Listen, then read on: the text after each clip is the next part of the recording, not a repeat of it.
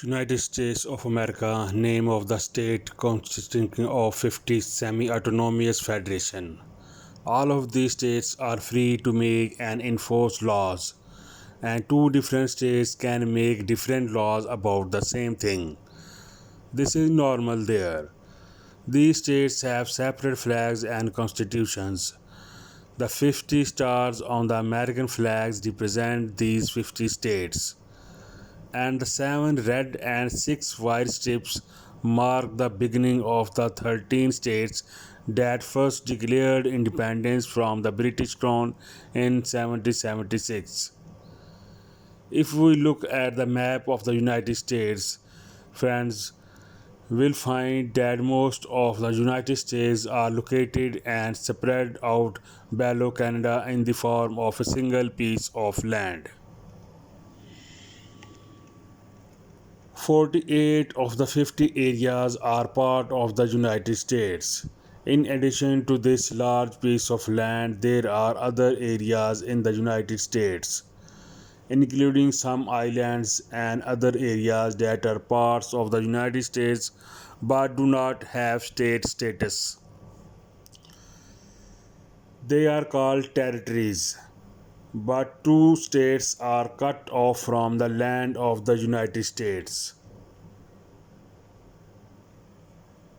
One of them is the island of Hawaii, which is located southwest of the land of the United States in the Pacific Ocean.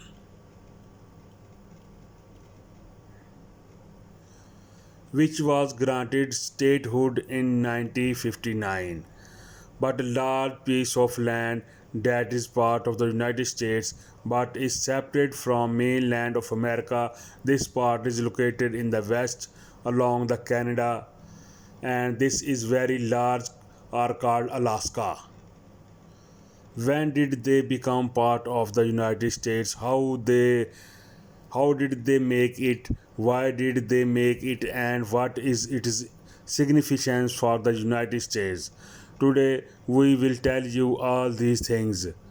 This area, 1.5 million square kilometers, was part of Russian until 1867. But in 1860, Russia sold this vast tract of land to the United States for 7.2 million. If we convert this 7.2 million of 1867 in current value, it will be the still $0.35 per acres. The question is whether the Russians were so foolish as to sell their land so cheaply.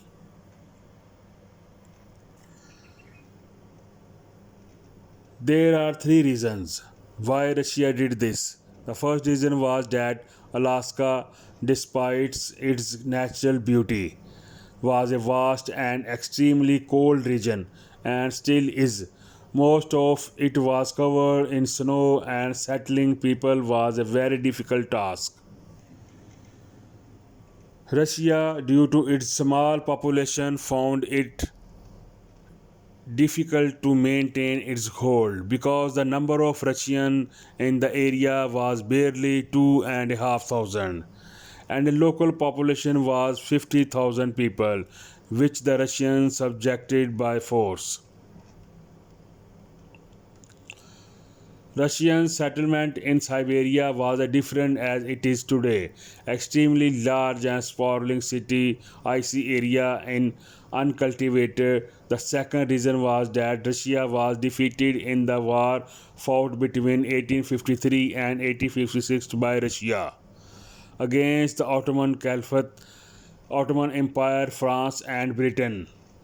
Russia's financial situation was very bad after this defeat, and the Russian government was in debt. Russia feared that Britain might invade Alaska. Because of such a situation had arisen, Russia would not have been able to defend itself at all. The third major reason was that it was very difficult to control the area. Because Alaska was thousands of miles away, anything, it was maritime life. For this reason, he thought that the area should be sold to the United States and not to the Britain, and it is relation with the United States have improved.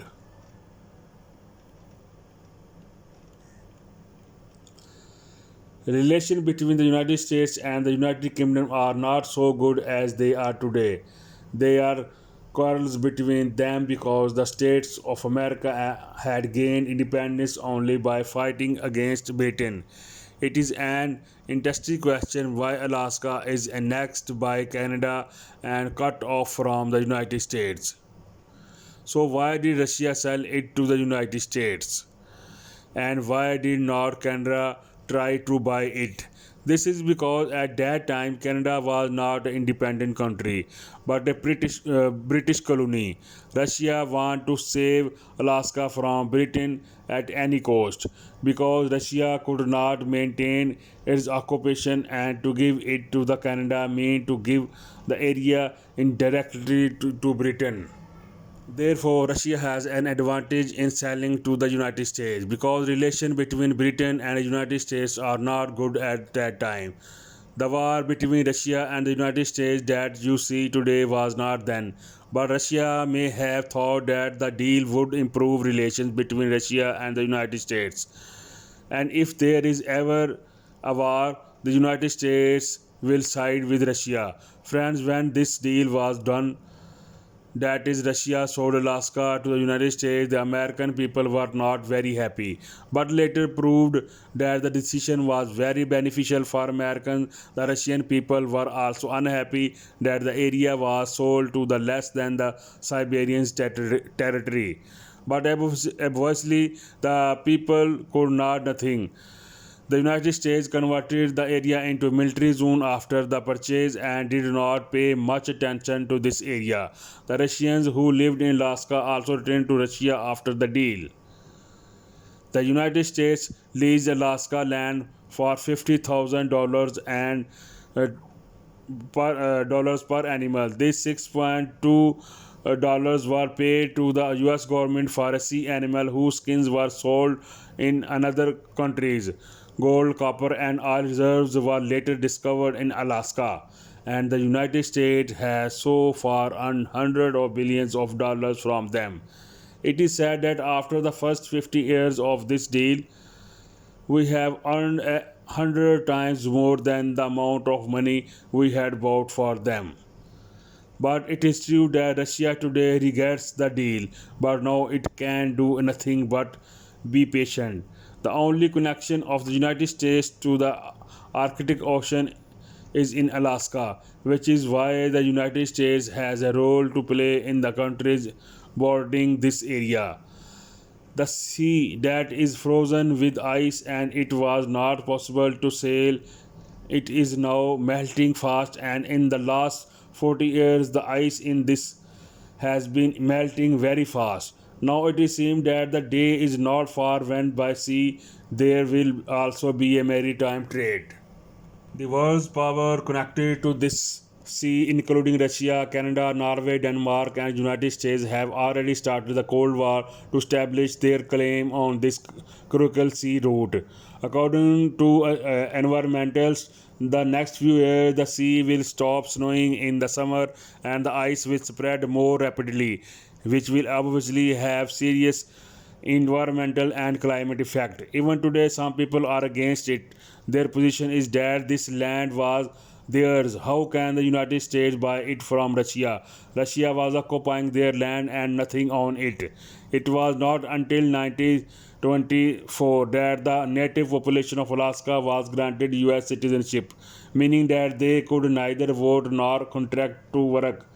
In 1959, Alaska was formally recognized as a state of the United States, and 104 million acres of the land were allotted to the state by federation.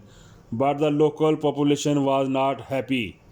In 1971, under President Nixon, an additional 44 million acres of land were transferred to the local state by the federal government.